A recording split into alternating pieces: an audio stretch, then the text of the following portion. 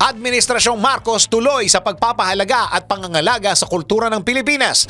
The shared consciousness of all Filipinos, which is the way that we define what it is to be a Filipino.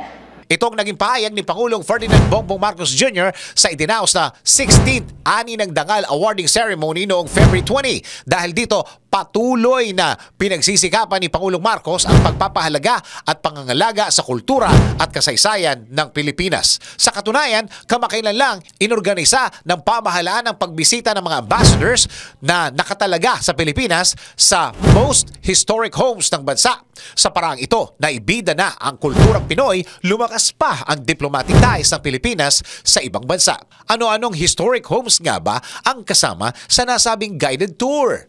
Tara, bisitahin natin. Malugod na tinanggap ang mga diplomat sa Goldenberg Mansion, isang dating presidential guest house. Katabi ito ng Teos Mansion, isang 19th century home na kasalukuyang kinalalagyan ng Presidential Museum at nagsisilbing treasure trove ng Philippine history. Inilibot sa iba't ibang exhibits ang mga ambassadors, kabilang na ang exhibit tungkol sa evolution ng leadership sa bansa.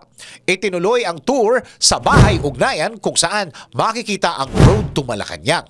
Isang exhibit na nagtatampok sa buhay ni Pangulong Marcos mula pagkabata hanggang sa pagiging pinuno ng Pilipinas.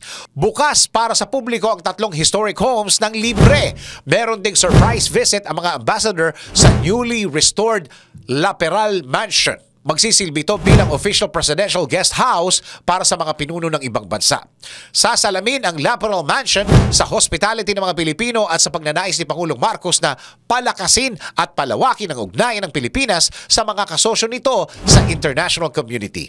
Sa ginanap na ambassador tour, naipakita ni Pangulong Marcos ang mayaman nating kultura na dapat nating alagaan at pahalagahan ngayon para sa mga susunod na henerasyon. Sa iyong sariling paraan, paano mo inaalagaan ang kulturang Pinoy? DWIZ Research Report. Report.